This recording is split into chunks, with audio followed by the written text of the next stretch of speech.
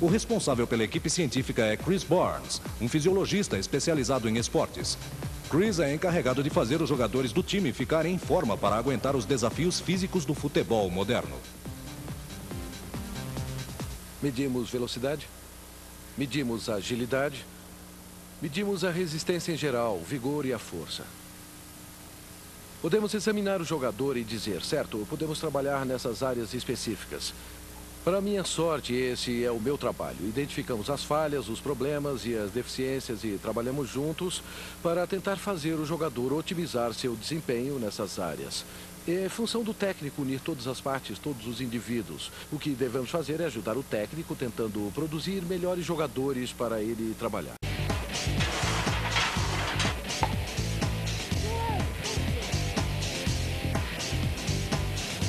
Chris utiliza equipamentos de última geração para que todo o elenco esteja em plena forma. Um lateral da Premier League pode jogar mais de 50 partidas por ano. São 75 horas de futebol que exigem muito do jogador. O time passa por exames de rotina ao longo do ano e nós sempre montamos um perfil do jogador nesse período. E com o resultado desses perfis podemos identificar os pontos fortes e os fracos para trabalhar com atletas específicos. Mas se entre um levantamento e outro, nós desconfiamos que um atleta está, de alguma maneira, baixando o seu rendimento, nós fazemos um exame individual. Primeiro, conversamos com ele. Depois, podemos fazer exames tanto de campo como de velocidade, agilidade, etc. Ou podemos trazê-lo para cá e fazer um perfil laboratorial completo. O que conseguimos fazer recentemente, graças à sofisticação dos exames cardíacos, foi acompanhar cada jogador em cada treino. E os jogadores usam uma faixa no peito que contém 2 eletrodos que recebem sinais do coração e tem uma memória interna.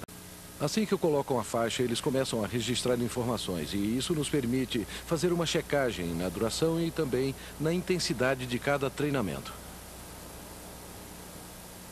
Quando o jogador vem para cá, essas informações são passadas para um computador. E eu monto um perfil histórico. Não só de um dia de treinamento, mas com o tempo temos registro de uma semana, de um mês e no fim de uma temporada toda.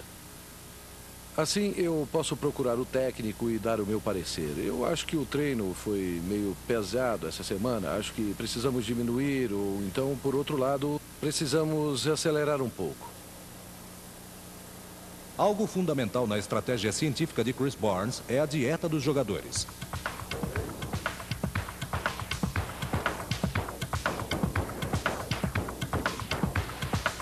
A ciência da nutrição está revolucionando o futebol.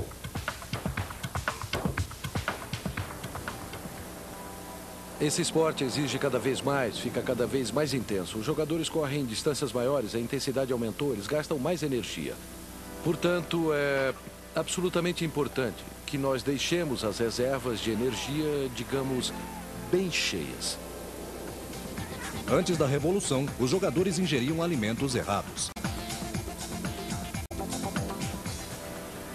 Acho que dá para perceber quando o jogador não come os alimentos certos ou preparados adequadamente. E isso se reflete na performance do dia.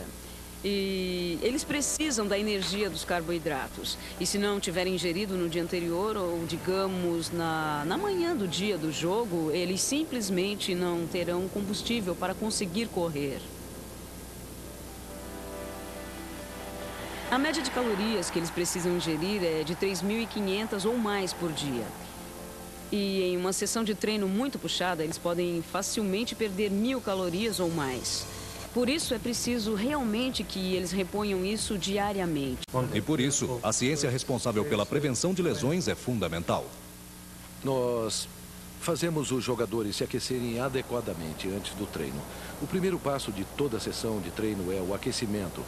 Mas alguns jogadores chegam 20, 30 ou 40 minutos antes e ficam na academia se aquecendo antes de participar do aquecimento formal. E também precisamos ter muito cuidado, acompanhar de perto cada jogador.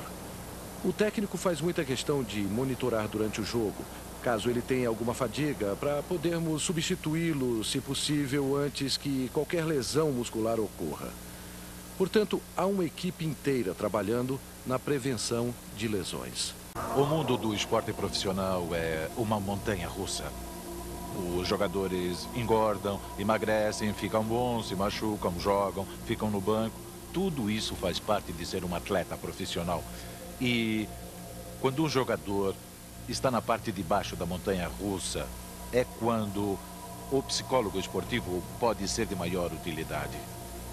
E grande parte do treinamento que eu dou aos jogadores e aos técnicos é sobre como lidar com os momentos ruins. Então, estamos constantemente trabalhando com os jogadores para que eles enfrentem os problemas e não percam a cabeça.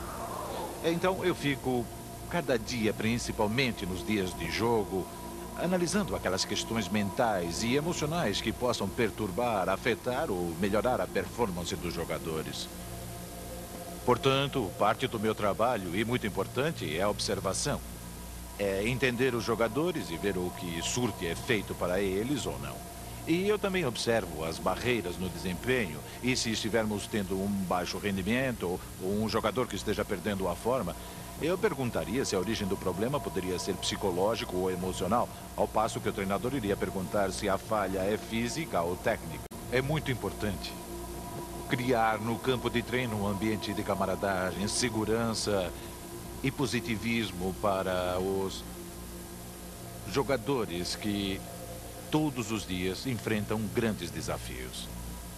E a nossa principal mensagem para o time é que queremos que eles acreditem em si mesmos e tenham autoconfiança e positividade, dando apoio a eles, reforçando positivamente. E o ambiente faz isso. Eu não estava satisfeito com este vestiário, porque ele separava os jogadores em pequenos grupos. Então eu reorganizei e o abri mais, pois somos uma só equipe. Nós nos olhamos, conversamos, rimos juntos. Antes, os jogadores iam fazer sessões de massagem em salas separadas e agora tudo é feito aqui.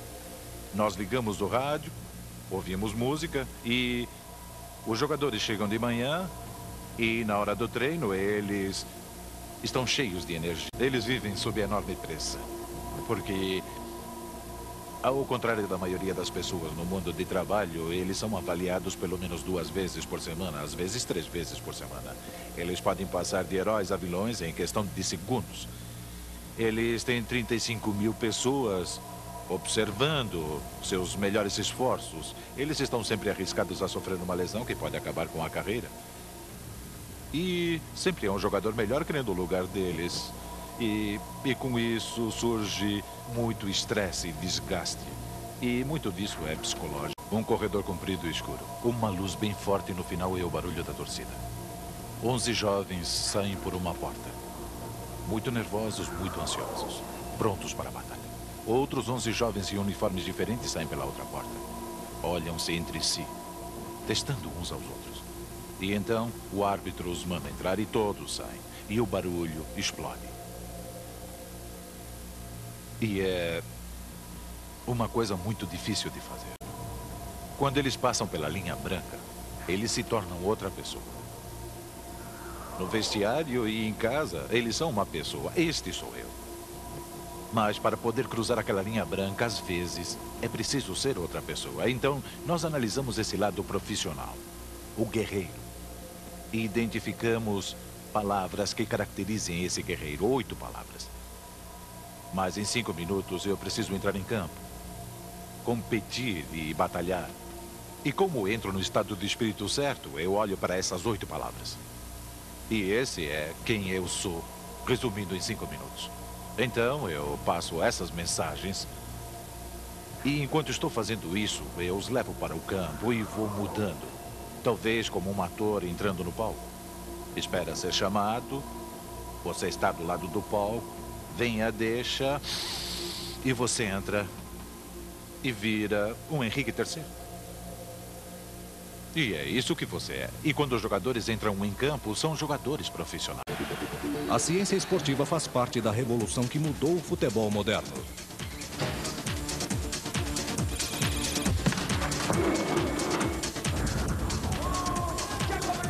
A vitória em campeonatos como a Copa do Mundo depende de talentos individuais. Mas cada jogador precisa estar no auge da boa forma física e mental para ter sucesso. As pressões são diferentes sobre cada indivíduo. O goleiro sofre pressões diferentes do artilheiro, que sofre pressões diferentes do zagueiro central, do quarto zagueiro e do meio-campista. Um dos primeiros princípios do treino é o da especificidade, porque você só consegue melhorar o preparo de uma pessoa para um propósito se o treino for voltado para esse propósito. Um time é dividido em 3 partes principais: o ataque, o meio de campo e a zaga. Impedir que o adversário faça gols é tão importante quanto marcar gols. Uma zaga fraca é um desastre. Os zagueiros precisam ter uma mente resoluta e muita força física. Os exercícios para o tronco são essenciais. Os músculos das costas, do pescoço e do peito devem estar 100%.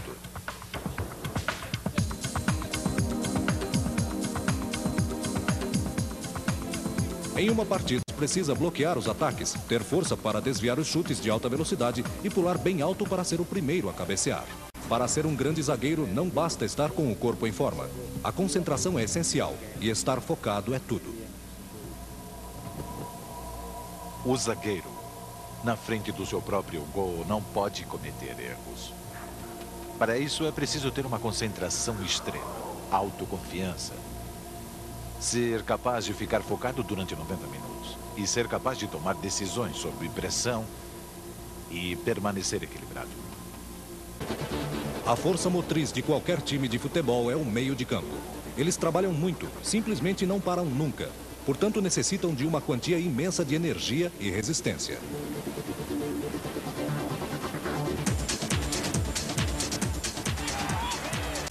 Sua gigantesca carga de trabalho pode ser prejudicial. Eles correm o risco de ter fadiga, mas a ciência esportiva pode ajudar. Os clubes estão recorrendo aos fisiologistas para vencer a guerra contra a fadiga.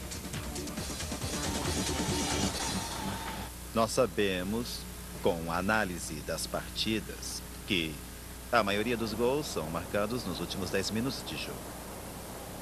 Isso pode estar relacionado à fadiga, aos erros cometidos e ao fato dos jogadores não conseguirem manter o ritmo. E assim, o artilheiro pode chegar e marcar um gol. O futebol é um exemplo clássico do que chamamos de esporte intermitente. É um esporte constituído de trechos longos de corrida e trechos muito curtos de corrida, de 2 ou 3 metros de alta intensidade, com todos os tipos de atividades relacionadas às corridas de velocidades variadas. E o que nós tentamos fazer é traduzir isso para uma esteira programada em que, aleatoriamente, a velocidade varia entre rápida, lenta, média, irregular e parada. Por isso temos certeza de que temos uma simulação bastante fiel de uma partida de futebol de 90 minutos na esteira. E isso nos permite medir as variações fisiológicas que talvez não pudéssemos medir em campo. Então, por exemplo, para a queima de oxigênio, temos um tipo de máscara bucal. Podemos medir o consumo de energia do indivíduo, podemos medir os batimentos cardíacos, mas isso se faz no campo. Podemos medir outros índices, como a temperatura interna, a temperatura da pele, talvez o fluxo sanguíneo, talvez até a taxa de transpiração. E também, é claro, podemos colher amostras de sangue e analisar os agentes que possam causar a fadiga no sangue, ou analisar os metabólitos que o corpo usa para produzir energia, como a glicose, e ácidos graxos livres.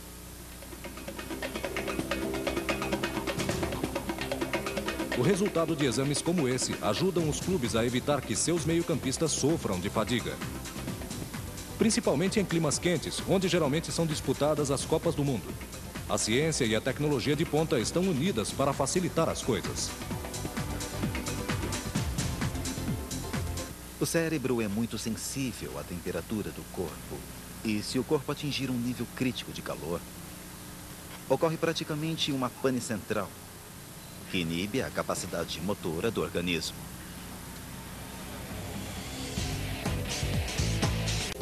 A ciência e a tecnologia também estão por trás das chuteiras dos meio-campistas.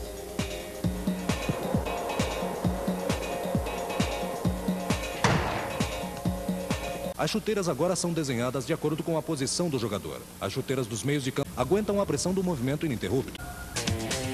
A ciência ajuda a fazer um grande time de futebol e jogadores aptos, mais fortes e mentalmente preparados. Mas, em qualquer time, o jogador que todo técnico quer que esteja em plena forma é o artilheiro. Porque futebol é bola na rede.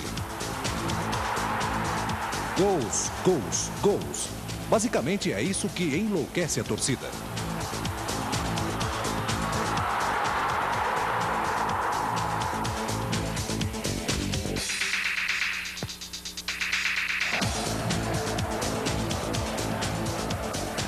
Os artilheiros são os heróis de qualquer equipe, utilizando seu grande talento para sobrepujar o adversário. Para o artilheiro, não há nada melhor que marcar gol. Os artilheiros precisam ser tão rápidos quanto um velocista. E por isso as chuteiras têm o estritamente necessário, permitindo que eles corram em grande velocidade, mantendo contato com a bola. O artilheiro corre muito em pequenas distâncias, mais do que qualquer outro jogador. O artilheiro é naturalmente uma pessoa veloz, mas ele precisa treinar isso também. Além disso, ele precisa ter força para cabecear, para chutar. Ele precisa ter muita força muscular também. Em termos de composição do corpo, ele deve ser magro. E vemos artilheiros de várias alturas.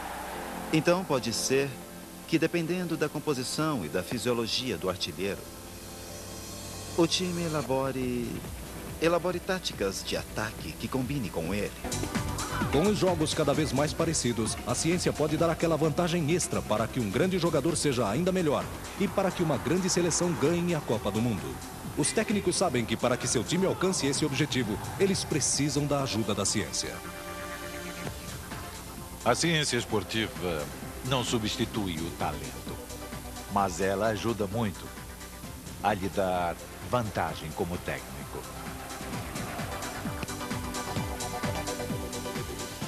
A vitória no esporte depende de bons jogadores, bons técnicos e de um bom treinamento. A ciência esportiva pode melhorar um pouco tudo isso e eu aproveito qualquer coisa que deixe meus jogadores 1% melhores.